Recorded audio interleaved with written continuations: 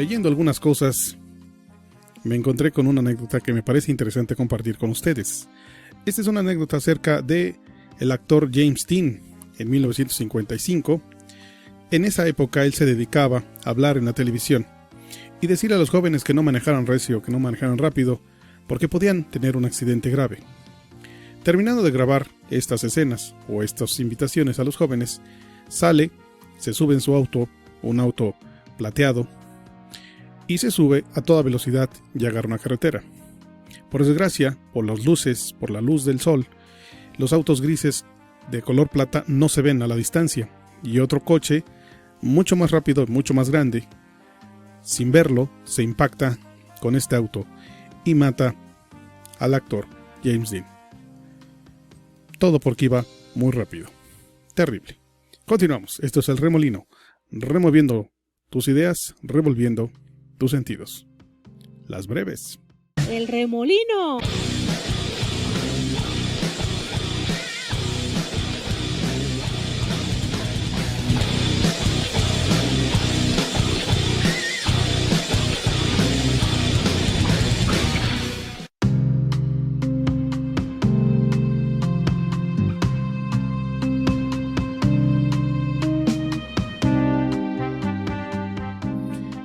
Un colobot es como una galleta, como una porción de galleta hecha por harina. En algunos países del este es muy común esta galleta o este alimento. De eso se trata este cuento. Dice así: El colobot. Éranse un viejo y una vieja. El viejo pidió un día: cuénseme un colobot, mujer. ¿Y con qué? Si no tenemos harina. Mujer, si rebañas por la artesa, rebuscas por el granero, seguro que algo vas a encontrar. La vieja pasó un plumerito por la artesa, luego una escobillita por el granero, y juntó un par de puñados de harina. Amasó la harina con crema, luego moldeó el colobot, lo doró con mantequilla y lo puso en el poyo de la ventana para que se enfriara. El colobot estuvo allí un rato, pero de pronto se echó a rodar del poyo de la ventana al banco que lo había dejado. Del banco se bajó al suelo, por el suelo hacia la puerta, desde allá al zaguán, saltando por el escalón del zaguán al porche, del porche al patio, del patio hacia el portón y luego camino hacia adelante. Iba el colobot rodando cuando se encontró con una liebre. Colobot, colobot, te voy a comer, le dijo la liebre. No me comas, liebre orejuda, y se puso a cantar. Por la artesa me rebanaron, por el granero me escobillaron, por la crema me abasaron, con la mantequilla me doraron, en la ventana me enfriaron, pero me escapé del abuelito, me escapé de la abuelita, y creo que también de ti me escaparé. El colobot siguió rodando tan deprisa que la liebre se quedó como quien ve visiones. Rodaba el colobot, cuando se encontró con un lobo. Colobot, colobot, te voy a comer. No me comas, lobo gris, y te cantaré una canción. Por la artesa me rebanaron, por el granero me escobillaron, con crema me amasaron, con mantequilla me doraron, y en la ventana me enfriaron. Pero me escapé del abuelito y me escapé de la abuelita. Luego le escapé y también de ti me escaparé. El colobot siguió rodando tan deprisa que el lobo se quedó como quien ve visiones. Iba el colobot, rueda que rueda, cuando se encontró con un oso. Colobot, colobot, te voy a comer. Que se te quite de la cabeza, patizambo. Por la artesa me rebanaron, por el granero me escobillaron, por la crema me amasaron, con mantequilla me doraron, y en la ventana me enfriaron, pero me escapé del abuelito y me escapé de la abuelita, luego de la liebre me escapé, y del lobo también después, y también de ti me escaparé, de ti me escaparé. Y de nuevo se echó a rodar tan deprisa que el oso se quedó perplejo, como quien ve visiones. Iba el colobot rodando, cuando se encontró con una zorra. Hola, colobot, dijo la zorra. ¡Qué bonito eres! Por la artesa me rebanaron, por el granero me escobillaron, con la crema me amasaron, con mantequilla me doraron, y en la ventana me enfriaron. Pero me escapé del abuelito, me escapé de la abuelita, luego de la liebre me escapé, y del lobo también después, igual que el oso me escapé, y creo que también de ti me escaparé, me escaparé. ¡Qué linda canción!, dijo la zorra. Pero como que ya estoy muy viejita. Colobó, por favor, ¿no querrías cantármela otra vez más fuerte? Pero ahora sentado en la punta de mi hocico para yo escucharla mejor. El Colobot, obediente, se subió a la punta del oso la misma canción. Por la artesa me regañaron, por el granero me escobillaron, me amasaron, me doraron, me enfriaron, pero me escapé del abuelito, me escapé de la abuelita, y luego de la liebre me escapé, y del lobo también después, y igual del oso me escapé, creo que de ti me escaparé, me escaparé. El Colobot. La zorra le dijo, gracias, Colobot, es una canción verdaderamente preciosa. Oye, por cierto, ¿no querrías cantármela otra vez? Por favor, sentado ahora sobre mi lengua. El Colobot se subió a la lengua que sacó la zorra, y en eso el zorro boca y se lo comió. Y colorín colorado, este cuento se ha acabado. A.N. Afanasieff, el cuento del Colobot. Continuamos, esto es el remolino, removiendo tus ideas, removiendo los sentidos. Por la artesa me rebanaron, por la granero me escobillaron. Saludos. El remolino.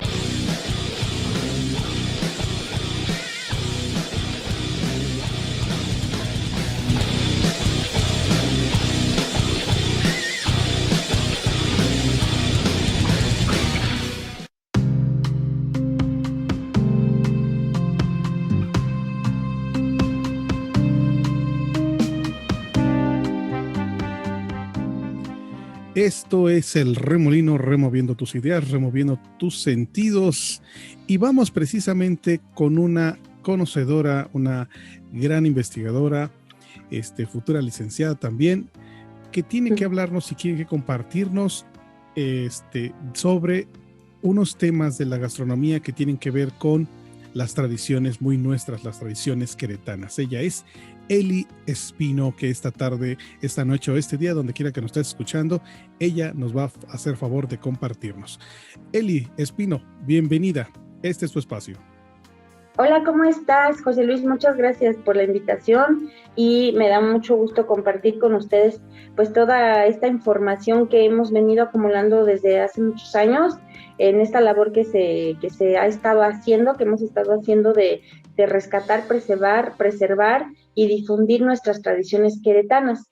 Y bueno, pues hoy les vamos a hablar de un tema muy interesante que a lo mejor las nuevas generaciones no están muy acostumbradas a escuchar o a utilizar más bien, pues tampoco a escuchar, porque muchas de las palabras de nuestros pueblos originarios se han venido también perdiendo. Eso es algo también, recordemos que la cosa y el dicho de la cosa, pues forma nuestro vocabulario, nuestra forma de comunicarnos, y de repente se nos va perdiendo, y eso es lo que no queremos preservarlo. Así y estos es. son los utensilios prehispánicos, que tienen, fíjate nada más, utensilios prehispánicos que vienen desde antes de la conquista de los españoles, cuando nuestros antepasados construían todos los utensilios para poder hacer la cocina, ¿sí? Para poder cocinar los alimentos y poderlos ingerir, y que ahora los vemos solamente en las cocinas tradicionales porque han sido sustituidos por otros artefactos, como es el caso del molcajete, por el caso de la licuadora. Y bueno, Okay. pues vamos a empezar a hablar primeramente del origen prehispánico. Viene del náhuatl. Recordemos que esta cultura ha sido una cultura y fue una cultura muy importante y que nos ha aportado muchas cosas muy interesantes, entre ellos cuestiones de literatura, cuestiones de gastronomía, de música, de baile, y sobre todo también de lo que hoy tenemos y que podemos hablar de un antepasado, ¿no? Y bueno, estos artefactos, ellos fueron haciéndose como que las ideas de cómo pudieran ellos construir el artefacto para poder hacer algo en él. Y por ejemplo, el molcajete El molcajete se elabora de una piedra volcánica y es en una sola pieza. El verdadero molcajete, porque te platico, José Luis, Dime. ¿qué crees? Que desgraciadamente ya están haciendo molcajetes chinos. Hasta eso. Sí, todos nos han copiado, pero de una muy mala calidad, por supuesto. Es algo que de verdad nos da mucha tristeza, porque, pues por políticas, aunque uno no quiera hablar de política, pero este tema tiene mucha injerencia a la política pública, la mala política pública. Y por políticas públicas no proteccionistas, no locales ni regionalistas, se han permitido pues la comercialización de productos de muy mala calidad y además que son copias. El verdadero molcajete mexicano está hecho de piedra volcánica y en una sola pieza, José Luis. Inclusive queremos ir a hacer un reportaje exclusivamente de la elaboración del molcajete con los señores, con los artesanos, que Ajá. son... Quiero Dime. preguntarte algo, perdóname Dime. que te interrumpa. Tú eres una especialista en identificar un molcajete de chino y un mexicano, Así ¿verdad? es. Quiero pensar que sí, que puedes así a ojo de especialistas, esto es copia y esto es original.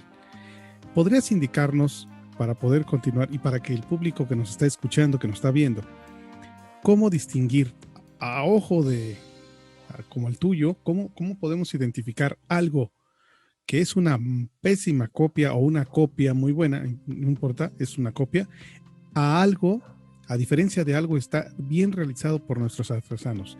Tal vez el lugar, tal vez el material, tal vez el peso. Tú dime, a ver si puedes ayudarnos con esto. Espero no ponerte en un aprieto. No, claro que no, por supuesto. Es muy fácil de localizar, es muy fácil de identificar. Un molcajete chino, para empezar, no es la piedra. O sea, la piedra de volcánica es porosa y es pesada y es oscura. Y es de color oscuro. Okay. Y es muy pesado. O sea, okay. por eso de repente se han sacado dichos curiosos o chistosos de que cuando el marido se porta mal, pues hay que darle con el molcajete, porque es muy pesado. O sea, un golpe con un molcajete mexicano de verdad que te puede ocasionar una lesión bastante fuerte. Okay. No lo prueben con el marido. Por favor, que sea nada más chiste. Continuemos. Exactamente, es un chiste nada popular mexicano. Pero de verdad definitivamente sí se nota mucho la diferencia, porque esos molcajetes, inclusive, déjame decirte que lo estaban vendiendo en una cadena comercial. Un molcajete que decían que era un molcajete mexicano, que no tenía la textura de la piedra, que la piedra es muy porosa, tiene demasiados, está como granulada y es oscura. Era completamente lo contrario, era muy fino y era blanquisco. Y no, pues no, definitivamente esos molcajetes se rompen rapidísimo. Y los molcajetes mexicanos, te duran generación tras generación. O sea, yo tengo molcajetes que todavía mi abuelita, usaba. Ok.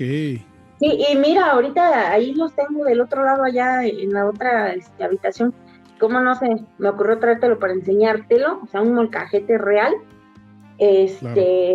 Pero bueno, así son las diferencias. Y nada más te quiero mencionar el origen de la palabra molcajete. En náhuatl es Molcatlitz, o Moicatli. ¿Sí? Oh, yeah. Esa es la palabra de su origen. Sí. Y bueno, ¿qué diferencia hay entre usar un molcajete para hacer una salsa molcajeteada a la licuadora? Uy, pues tú verás la diferencia en el sabor. Okay. En el sabor de la salsa. A ver, en el sabor, eso significa que hay aportación de minerales de parte del molcajete, ¿no? Así es. Si yo lo hago en vidrio con unas navajas girando, ahí no hay ningún aporte, salvo que no esté bien lavado la licuadora, ¿no? Porque se pueden agregar sabores, pero si está bien lavada, pues bueno, sucede que lo haces y ya. Pero en el molcajete, la tierrita, bueno, pues el sabor, el curado que le dan al molcajete. Cuéntame, por favor. Sí, es impresionante la diferencia de sabores, por eso en los restaurantes o en los lugares tradicionales, delante de la gente del comensal tienen los molcajetitos y ahí te hacen la salsa delante de ti para que veas, o sea, es un show, ¿no? Pero aparte es un show de vista y de sabor que te inunda tus sentidos, porque aparte los olores, hay lugares, a mí me tocó ir a visitar lugares tradicionales porque hicimos un recorrido en varios estados del país para lo del nombramiento de la cocina mexicana como Patrimonio Inmaterial de la Humanidad.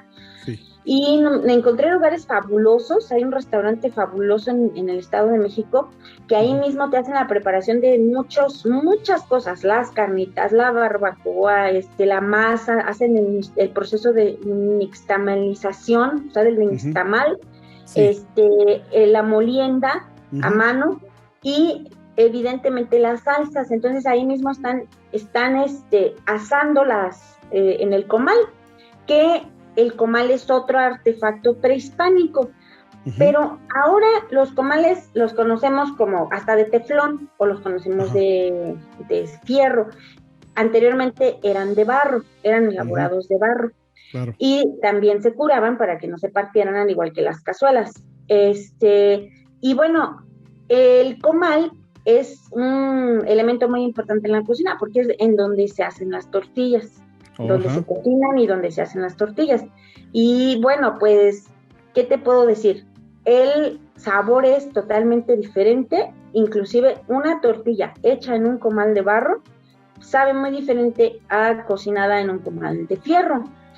Tú me hablabas y me preguntabas de ese sabor, ¿cuál es la diferencia?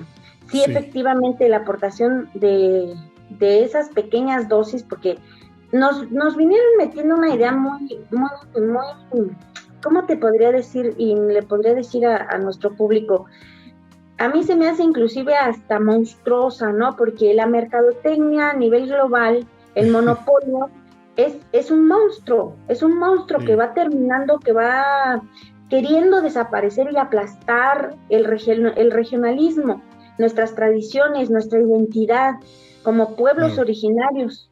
Claro. Este va a ser otro tema de otro programa, porque te voy a platicar que estamos haciendo alianzas con otros pueblos de otros países, pueblos originarios. ¿Y por qué estamos haciendo esas alianzas? Porque la nueva tendencia de la globalización es un monstruo exterminador que quiere acabar y erradicar por completo. Entonces, nos inventaron muchas cosas para poder introducir su mercadotecnia a través de las invenciones de los productos que fueron sustituyendo a estos utensilios, como es el caso de la licuadora. Nos decían que eso hacía daño, que eso provocaba enfermedades, que ya no usáramos los artefactos de piedra, de barro, las cazuelas, muchas mentiras, ¿no? Y finalmente, fíjate, qué casualidad que ahora en estos tiempos de modernidad es cuando más cáncer hay, es cuando más enfermedades de diabetes por todos los productos industrializados e inclusive yo tuve el caso de mamá de cáncer y me puse, bueno, a investigar por qué o para qué, cómo, por qué le dio, por qué. Bueno, pues resulta ser que las cazuelas que ahora nos venden, como pues dentro de lo que es esta nueva normalidad y, perdón, esta nueva civilidad, ¿no? Que nos han inventado, pues resulta ser que son más dañinas que las cazuelas de barro que nosotros usábamos. Así es. Bueno, pues ese es el punto, José Luis, que es algo que verdaderamente sí es un monstruo que nos consume y que realmente también las prácticas se han perdido por muchos factores. El tema de la gastronomía tradicional está interrelacionada con otros temas de mucha importancia, como es la parte económica. Claro. ¿Cómo ha cambiado a nivel global nuestra vida, nuestros roles? Antes la mujer se quedaba en la casa, estaba única y exclusivamente para atender la casa, entonces tenía que utilizar lo que las manos mexicanas hacían y lo que vendía. Y bueno, pues toda la comida, los nutrientes eran ricos, eran mucho más abundantes en nutrientes, los alimentos. Pero ahora resulta que la mujer tiene que salir a trabajar. y se le hace más rápido comprar una sopa industrializada, un puré de papa, un puré de jitomate o de tomate, y llegar, es más, ya hasta en el supermercado ya venden los sopes, las gorditas, los guajolotes y los tamales, ya están congelados. Así es. Así es. Imagínate. Bueno, quiero retornar un poco al punto y para ir cerrando la idea. Un molcajete debe ser poroso, pesado, negro, y me imagino también que debe ser distinto uno de cada uno. No deben ser copias hechas uno del otro, ¿no? O sea, no, porque son a mano. Porque son a manos, tienen Así algunas es. diferencias. Así es. ¿Cuáles son alguna otra característica que podamos distinguir, además de estas tres que mencionas, de este instrumento, el peso. El peso. Muy pesado. Muy pesado. La piedra muy china, así con muchos hoyitos, oscura. Muy poroso. Y el color, ¿verdad? El color, muy oscuro. Entonces, y uno de sus beneficios son el sabor que aporta a la mezcla por el curado que tiene, y también lo que estabas mencionando, ¿no? Que hay algunos pequeños granulados que sí aportan esa pequeña tierrita que nos ayuda, que nos puede servir, pero que también no es una cantidad exagerada, que no nos causa un daño grande y que de alguna manera nos permite disfrutar con un toque especial la comida que nosotros ingerimos cuando probamos esa, bueno, pues comida hecha con esas herramientas, ¿no? Ahora, del comal, ya para ir cerrando, ¿cuáles son las características que podemos observar en un buen comal de barro? ¿Cómo cuidarlo? ¿Dónde comprarlo? Y cómo curarlo, ¿no? Sí, mira, el comal definitivamente ya es bien difícil en las ciudades encontrar un comal de barro. Ya, yo te podría decir que es prácticamente imposible. Hasta ahorita yo no he comprado un comal de barro en ningún lado. Sí se venden las cazuelas, los jarritos y los platos, pero el comal no. Ese más bien hay que ir a una comunidad y investigar a ver quién todavía sigue haciendo los comales, porque también tiene su técnica, si no se te rompe. Claro, ¿sí? Claro. Ajá, y para curarlo, pues muchos los curan con cebolla, los curan con ajo, con cal. Entonces, cada quien, he visto que cada comunidad o cada descendencia tiene como sus técnicas. Y bueno, pues las características, es el barro, así como tal cual. El color que tiene el barro es arcilla, sí, recordemos como rojito así. Exactamente. Y llórale a darle. Hombre, recordemos que el barro se elabora de la arcilla, que es una tierra especial. Fuimos a hacer un reportaje a Mialco, sí, donde la artesana nos enseñó cómo hacía, nos pasó a su taller para que nos mostrara cómo hacía artesanía, pero no hacía, fíjate qué casualidad que no hacía comales, hacía nada más pues jarrones y cosas. Bueno, porque obviamente a lo mejor no los compra, ¿no? La gente no los compra. Ya se perdió la práctica de comal de barro. Bueno, entonces, y es muy interesante porque primero la tierra, pues es una tierra especial. Inclusive ella me decía que a ella se la va a vender otro, tiene su proveedor de tierra, que no es ahí, y eso que es una comunidad y ahí no la hay. La tienen que ir a buscar a un lugar especial. Ya.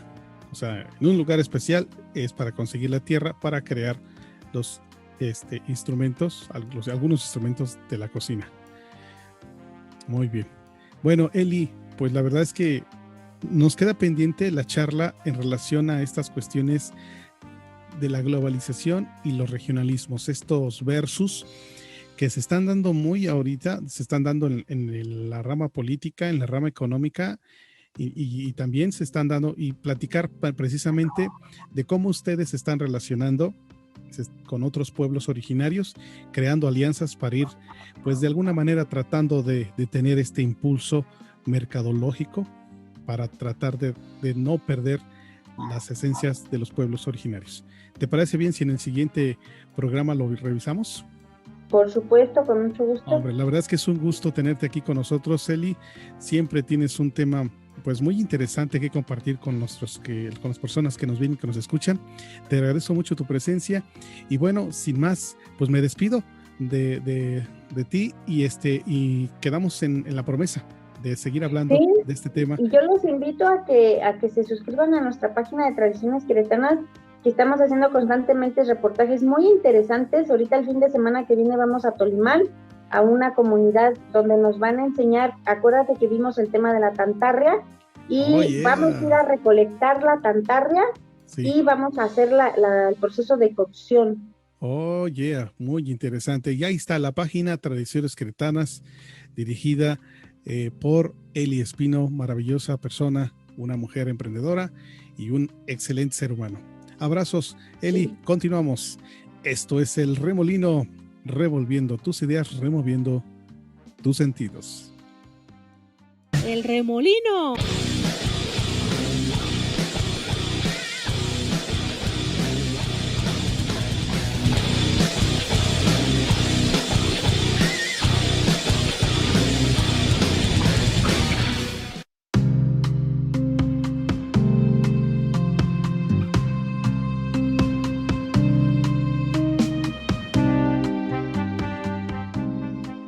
A mediados del siglo IX a.C., un joven de nombre Miguel III ascendió al trono del Imperio Bizantino. Su madre, la emperatriz Teodora, había sido desterrada a un monasterio y el amante de su mamá, Teotictus, asesinado. La conspiración para destituir a Teodora y entronizar a Miguel había sido encabezada por el tío de este, de nombre Bardas, un hombre sagaz y ambicioso. Miguel era entonces un gobernante sin experiencia alguna, rodeado de integrantes asesinos y libertinos. En esos tiempos de peligro, se vio necesitado de alguien a quien poder confiar y que desempeñara un papel de sincero consejero. Pensó de inmediato en Basilio, su mejor amigo. Basilio no tenía experiencia alguna en lo relativo a la política y gobierno, pues era el jefe de los establos reales, pero había demostrado una y otra vez su lealtad y su gratitud para con Miguel. Los dos hombres se habían conocido algunos años antes. En esa oportunidad Miguel estaba visitando los establos cuando un caballo salvaje se espantó y comenzó a correr sin control hacia donde él se hallaba. Basilio, joven jinete de Macedonia, salvó la vida de Miguel al controlar ese caballo desbocado. La fuerza y el coraje del joven impresionaron de tal manera a Miguel que de inmediato ascendió a Basilio de un simple entrenador de caballos a la posición de jefe de las caballerizas reales. Colmó a su amigo de los obsequios y favores y ambos terminaron siendo inseparables. Basilio fue enviado a la mejor escuela de Bizancio y el tosco campesino se convirtió en un culto y agradable cortesano. Nombrado emperador, Miguel necesitaba a su lado a alguien que le fuera absolutamente leal. ¿Quién mejor para confiarle ese delicado puesto de chambelán y principal consejero que el joven que le debía todo lo que había llegado a ser? Basilio podría ser capacitado para su nuevo trabajo y Miguel realmente lo amaba como un hermano. Ignorando el consejo de quienes le recomendaron dar ese puesto a Bardas, mucho más apto, Miguel escogió como asistente a su amigo. Basilio aprendió con facilidad y rapidez y pronto estuvo en las condiciones de asesorar al emperador sobre todos los asuntos de estado. El único problema resultó ser el dinero, ya que Basilio nunca consideraba suficiente lo que se le pagaba. Al estar expuesto a los lujos y esplendores de la vida cortesana de Bizancio, se tornó avaro y ambicioso. Miguel duplicó y luego incluso hasta triplicó su salario. Le otorgó un título de nobleza y lo casó con una de sus propias amantes, Eudocia Ingerina. Mantener a su amigo y a su hombre de confianza bien valía la pena aquel precio, Pero los problemas no terminaron ahí. Bardas había pasado a ser el jefe del ejército y Basilio convenció a Miguel de que ese hombre era ilimitadamente ambicioso. Con la ilusión de poder controlar a su sobrino, Bardas había conspirado para ponerlo en el trono. Nada le impedía volver a conspirar, esta vez para quitar a Miguel y asumir él mismo el gobierno del imperio. Tanto hizo y dijo Basilio en contra del tío Bardas, que al final Miguel entendió el mensaje y decidió mandar asesinar a su tío. Durante una importante carrera de caballos, Basilio se acercó a Bardas, al tío, en medio de la multitud y simplemente lo mató a puñaladas. Poco después, solicitó reemplazarlo como jefe del ejército y al fin para ejercer mejor control de las fuerzas armadas y poder sofocar cualquier intento de rebelión. Eso fue lo que le dijo al emperador. Él aceptó y afirmó su cargo. El poder y la fortuna de Basilio fueron creciendo y pocos años más tarde Miguel, que se encontraba en apuros económicos debido a sus propios despilfarros, le pidió que le devolviera parte del dinero que Basilio había tomado prestado a lo largo de los años. Para la gran consternación del joven emperador, Basilio simplemente se negó con firmeza y arrogancia, que se dio cuenta de pronto del problema que enfrentaba. Su ex jefe de los establos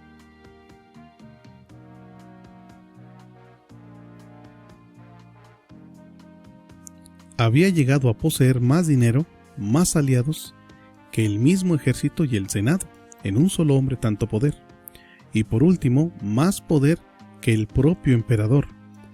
Algunas semanas después, tras una noche de mucho beber, Miguel se despertó y se vio rodeado por soldados. Basilio, su amigo, o supuesto amigo, contempló la escena impávido, mientras sus hombres asesinaban al emperador a puñaladas. Después de autoproclamarse emperador, cabalgó por las calles de Bizancio llevando en triunfo, en la punta de una larga pica, la cabeza de su antiguo amigo, su benefactor y emperador. Esto es El Remolino. El Remolino.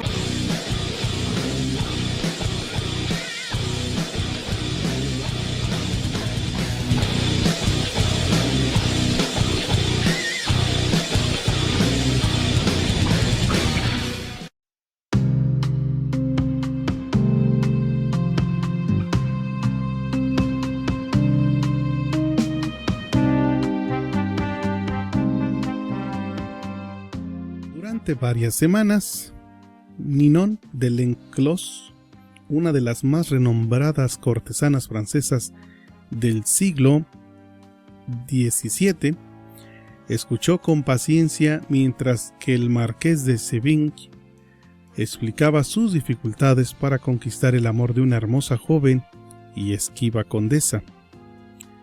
En aquel momento, Ninon contaba con 62 años de edad y tenía más que sobrada experiencia en temas sentimentales. El marqués era un muchacho de 22 años, apuesto, seductor, pero por entero carente de experiencia de todo lo relacionado con los juegos del amor. Al principio, a Ninon le divertían los relatos del joven marqués, que le confesaba los errores cometidos. Pero al fin, después, se hartó de tantas equivocaciones. Incapaz de tolerar tanta ineptitud en cualquier ámbito y mucho menos en el de la seducción, siendo ella especialista, decidió ayudar al joven enamorado. En primer lugar, el marqués debía entender que aquello era una guerra y que la hermosa condesa era una fortaleza a la que había que poner en sitio con la cuidadosa estrategia de un general. Cada paso debía ser planificado y ejecutado con suma atención, teniendo en cuenta cada detalle y matiz. Ninon indicó al marqués que, al comenzar de nuevo su conquista, se aproximara a la condesa con un aire un tanto distante, con un leve toque de indiferencia. La próxima vez que los dos se hallaran a solas, él le confiaría a la condesa como un amigo y no como un potencial amante. Esta era la mejor forma de despistarla. La condesa ya no debía dar por sentado el interés sentimental del joven. Era necesario que considerara la posibilidad de que a él solo le interesaba entablar una amistad con ella. Ninon planificó todo con sumo cuidado.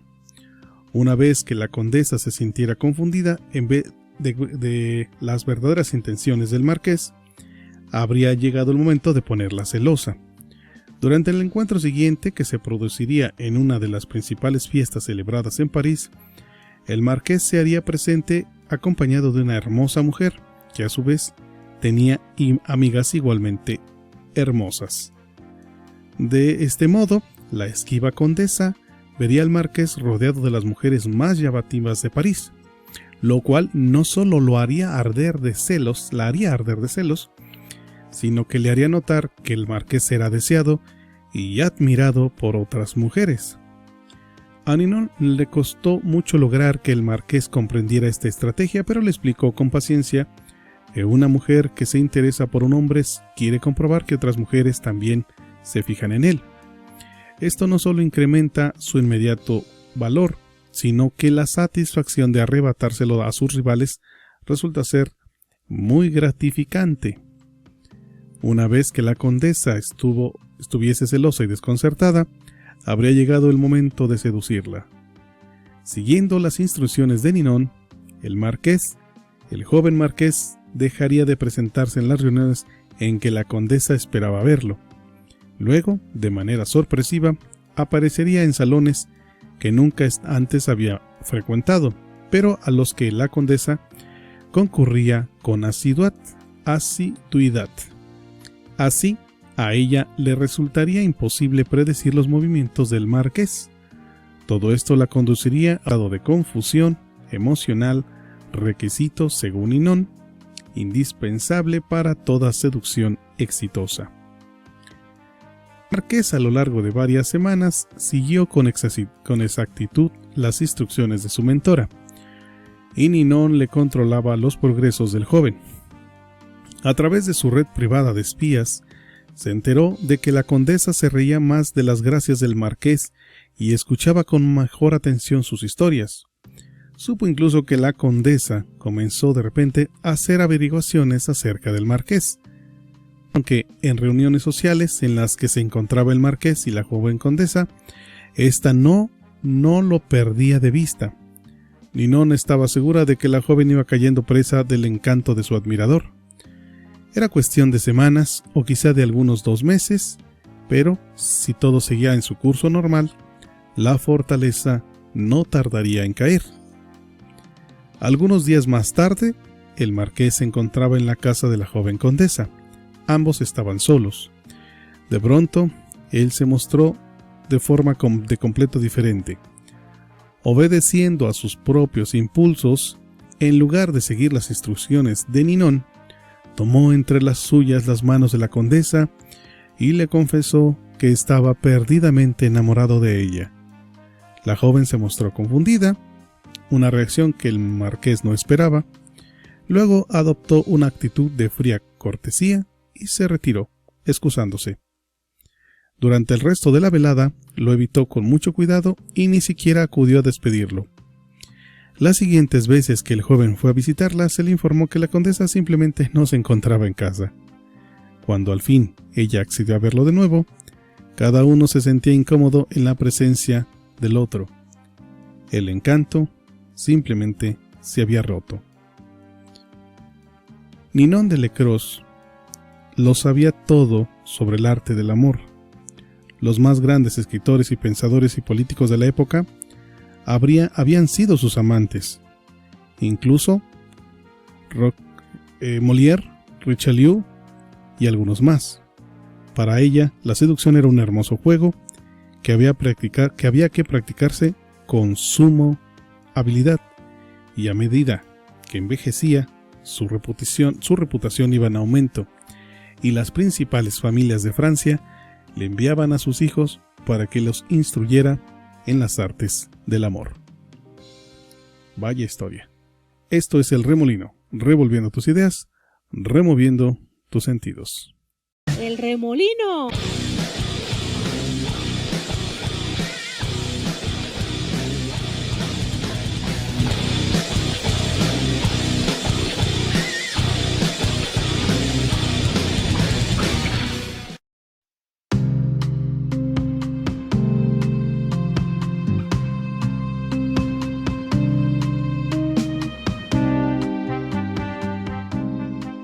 Durante varios siglos, después de la caída de la dinastía Han, año 2222 después de Cristo, la historia china presenta una serie de golpes de estado violentos y sangrientos uno tras de otro. Los hombres del ejército conspiraban para asesinar a un emperador débil, para luego reemplazarlo por un general fuerte y colocarlo en el trono del dragón. En general se iniciaba una nueva dinastía y se hacía coronar emperador. Para asegurar su supervivencia, asesinaba a los generales que lo habían acompañado y que lo habían llevado a ser emperador, a los que lo habían acompañado a hacer este golpe. Algunos años más tarde, sin embargo, el modelo se volvió a repetir. Nuevos generales se volvían a levantar y asesinaban al emperador o a sus hijos. Entonces, ser emperador de China significaba estar solo, rodeado por una jauría de enemigos. Era la posición de menor poder y seguridad que existía. En el año 959 después de Cristo, el general Chao Kuan-yin se convirtió en el emperador Sung. Tenía plena conciencia de que era muy probable que en el término de uno o dos años, pues francamente lo asesinaran. Pensó: ¿cómo hago para romper este esquema? Al poco tiempo de haber sido entronizado como emperador, Sung ordenó que se realizara un banquete para celebrar el advenimiento de la nueva dinastía, al que invitó a todos los más poderosos comandantes de su ejército. Después de que todos bebieron mucho vino, Sung despidió a los guardias y a todos los demás invitados, menos a los generales, que empezaron a temer que el emperador los asesinara de un solo golpe. El emperador, en cambio, les dijo: paso todo el día temiendo por mi vida, y me siento desdichado, tanto en la mesa como en la cama, porque ¿quién de ustedes no sueña con arrebatarme el trono? No es que dude de su lealtad, pero si, por una de esas casualidades, sus subordinados buscan riqueza y poder, pueden obligar a alguno de ustedes a vestir esta túnica amarilla. La verdad es que, pues, ¿quién podría rehusarse? Ebrios y temerosos por su vida, los generales se reiteraron una y otra vez inocentes y leales al emperador. Pero Sung tenía otros planes. La mejor forma de pasar los días, les dijo, es disfrutando en paz de las riquezas y los honores. Si ustedes están dispuestos a renunciar a sus mandos, yo, por mi parte, estoy dispuesto a brindarles buenas tierras, bellas viviendas, donde pueden disfrutar del placer, acompañados por cantantes y hermosas mujeres. Los generales, atónitos, comprendieron que, en lugar de luchas y angustias, el emperador les ofrecía riquezas y seguridad. Al día siguiente, todos los generales presentaron su renuncia y se retiraron como nobles a las propiedades que el emperador Sung les había obsequiado. Esto fue un golpe magistral, ya que el emperador Sung convirtió a una manada, abro comillas, de amigables lobos, cierro comillas, que sin lugar a duda lo habrían engañado, atacado por la espalda, los convirtió en un grupo de dóciles corderos alejados de todo el poder. Esto es el revolviendo tus ideas, removiendo tus sentidos. El remolino.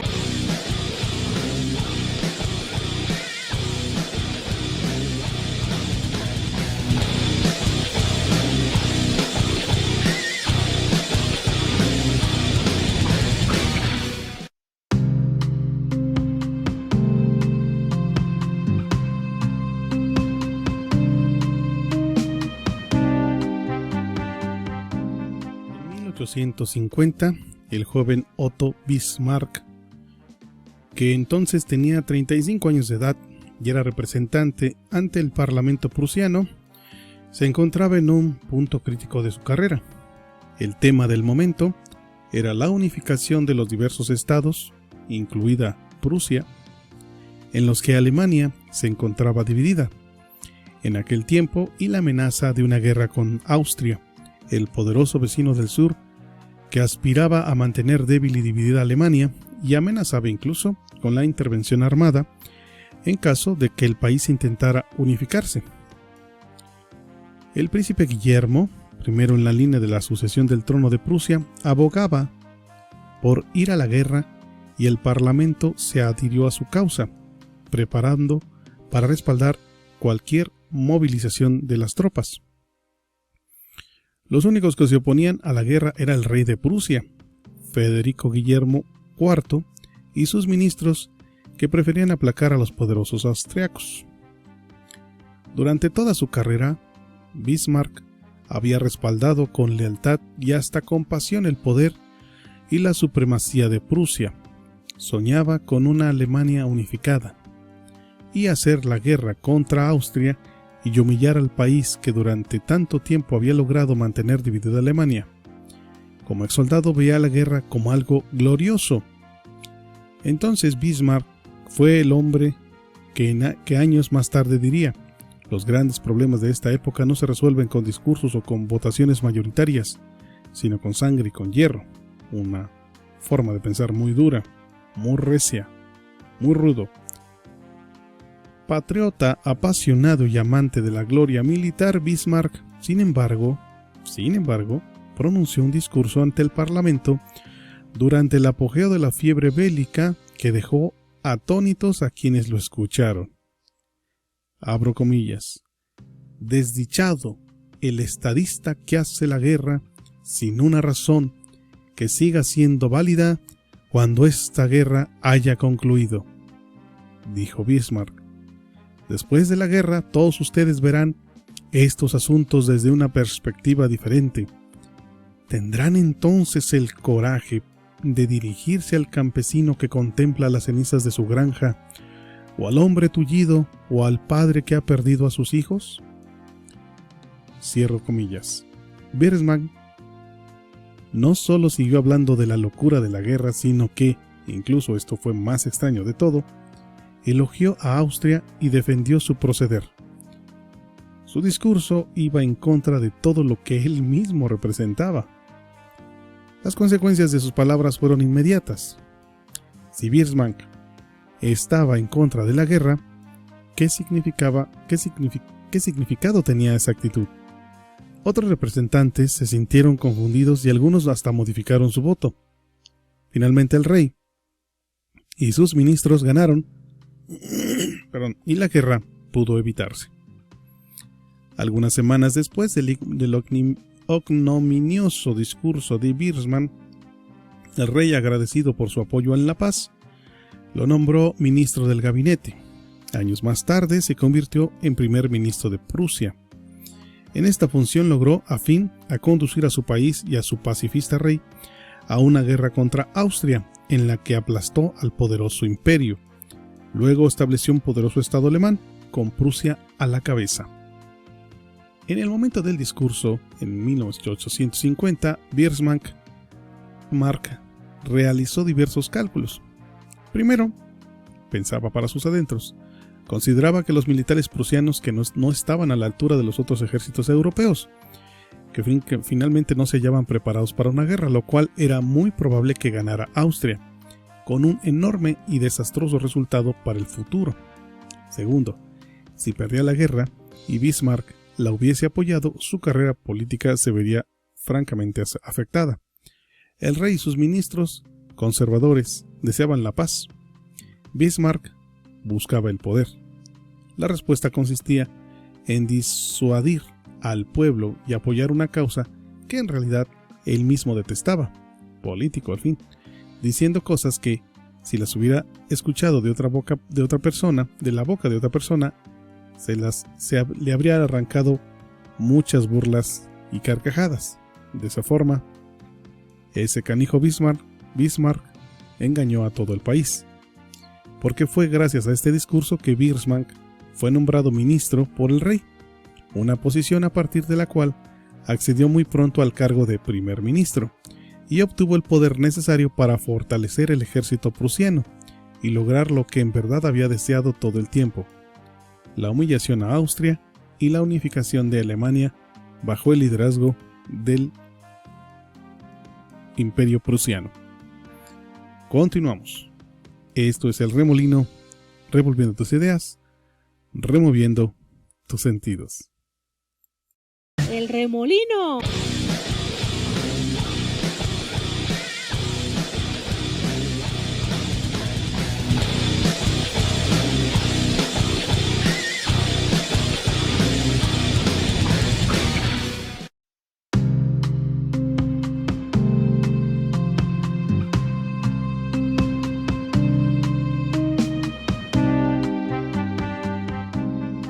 Ustedes, amigos del Remolino, revolviendo tus ideas, removiendo tus sentidos.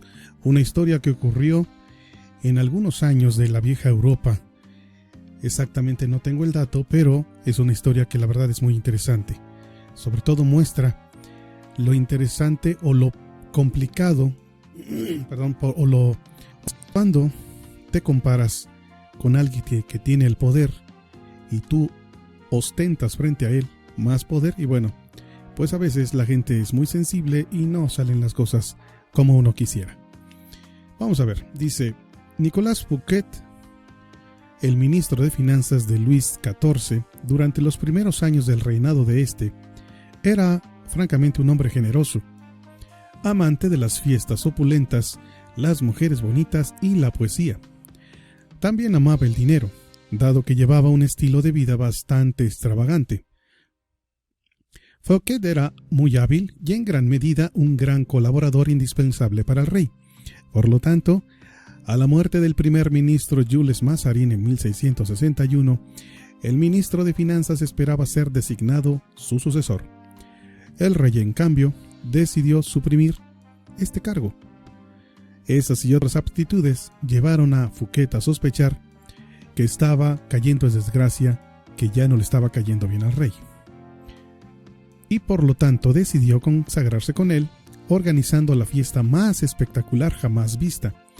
El motivo oficial de la fiesta era celebrar la inauguración del castillo de Fouquet, Vaux-le-Vicomte, pero su objetivo real era homenajear al rey, invitado de honor de este agasajo. Los más notables representantes de la nobleza europea y algunas de las mentes más brillantes de la época, por ejemplo, La Fontaine, Rochefoucauld, Madame de Sévigné, bueno, todos franceses. El francés escribió una obra teatral para la ocasión, en la cual él mismo actuaría sobre el final de la velada. La fiesta comenzó con una opulenta cena de 7 platos, en la que se sirvieron especialidades del Oriente nunca antes probadas en Francia, así como nuevos platillos especialmente creados para la ocasión. La cena fue acompañada por música compuesta por petición de encargo de Fouquet en honor al rey. Después de la cena, los invitados pasearon por los jardines del palacio. Con el tiempo, los parques y las fuentes de este lugar tan hermoso habrían de inspirar los que ya después se llamaron los jardines de Versalles.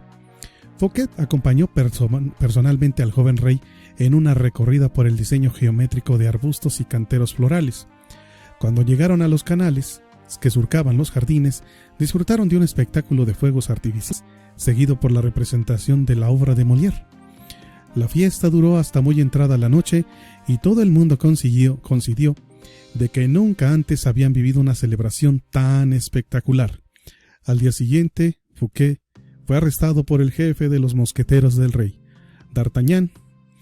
3 meses después, fue juzgado por desfalco al Tesoro Nacional, que en realidad le imputaron y lo hicieron culpable porque él no lo había hecho, pero de hecho este desfalco lo hizo el rey, pero le echó la culpa a Fouquet, ya que de plano se quería deshacer de él.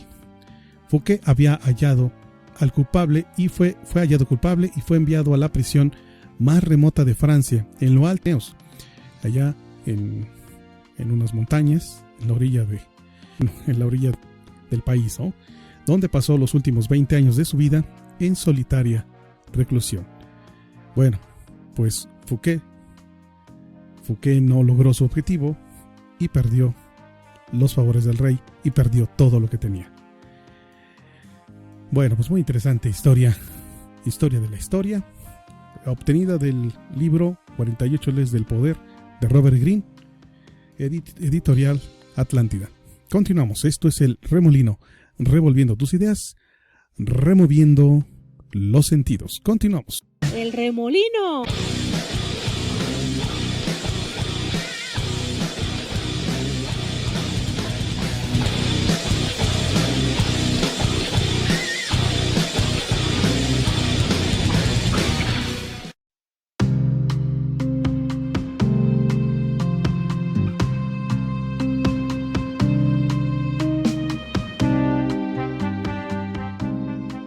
Esta es la historia de la serpiente, el campesino y la garza. Una serpiente, perseguida por cazadores, pidió a un campesino que le salvara la vida. Para ocultarla de sus perseguidores, el campesino se puso en cuclillas y dejó que la serpiente se enrollara en su vientre. Pero cuando el peligro hubo pasado y el campesino le pidió a la víbora que saliera de su refugio, ésta simplemente se negó a hacerlo. Contra el vientre del hombre se sentía abrigada y segura. Camino a su casa, el hombre vio a la garza, se le acercó y le contó en voz baja lo sucedido. La garza le dijo que volviera a ponerse en cuclillas e hiciera fuerza para expulsar a la serpiente. Cuando la víbora asomó la cabeza, la garza la sujetó con fuerza, la extrajo de su refugio y la mató. Al campesino le preocupaba que el veneno de la serpiente hubiese permanecido en su interior. Entonces la garza le dijo que para curarse del veneno de una serpiente había que cocinar y comer 6 aves blancas. El campesino se le quedó viendo y le dijo: tú eres una ave blanca. Comenzaré por comerte a ti. Y tomó a la garza, la metió en una bolsa y la llevó a su casa. Colgó la bolsa y le contó a su mujer todo lo sucedido. Su mujer le dice: me sorprende tu actitud. El ave te hace un favor, te libera del mal que te llevabas en tu vientre y de hecho te salva la vida, y luego tú la atrapas y hablas de comértela y matarla y comértela. De inmediato la mujer liberó a la garza, que salió volando, pero al hacerlo arrancó los ojos de la mujer del campesino. Moraleja: cuando veas que el agua corre colina hacia arriba, que llueve de abajo hacia arriba, significa que hay alguien que está devolviendo un favor. Terrible moraleja. Esto es el Remolino, revolviendo tus ideas, removiendo tus sentidos.